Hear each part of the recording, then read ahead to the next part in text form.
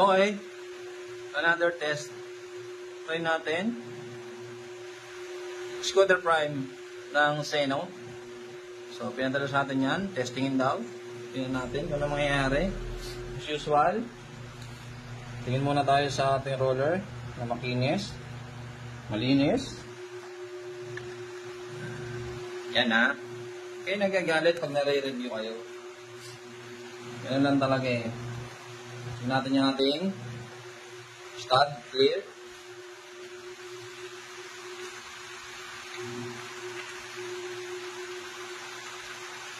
Medyo kasi talaga yung in-expect natin. Pag hindi yun nangyari, medyo masakit. Ano ba to? Ay! Ang hirap naman pala na ito buksan. Kakaselyo ah. Ay, ayaw. Ano ba, baby? Pa to? Lipiit pala tanga.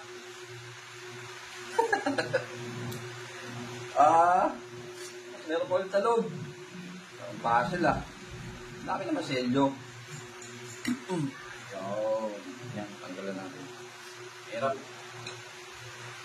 So, testingin natin galing pa sa malayo. Galing sa malayong lugar. Subukan natin. Kulay dilaw din siya.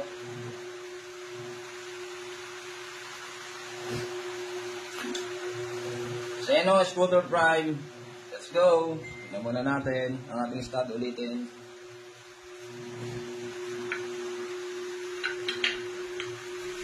Magkano ganito? Mura lang yata ito, no? Testing.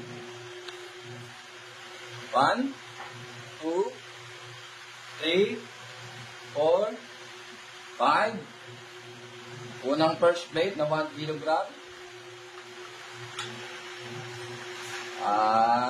Tahimik ha. Pangalawa. Medyo maingay. Pangatlo. Ba. Pangapat. Hop. Yun. Ayun, ito naman natin mga boss, no? Apat na 1 kilogram na plate. Tumigil na. So, yun yung nangyari sa ating Scooter Prime ng Seno. Pinipihit pala to. Wala, pasensya na. At sunga-sunga ang matanda. Tingnan natin yung damage mga boss. Ay, kaya. Nadinig mo na yun. Meow, meow, meow, meow.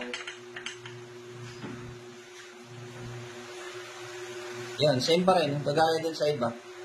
So, nasa middle class siya. Na ano, yun sa test natin, nandun siya sa mga alag na. So, bagay, 4 eh. Ito yung pinakamarami. So, ito 4. Good sa. Kasi, consider mo yung price. Mura lang. Tapos naka-4. Ayan, testing tayo na iba.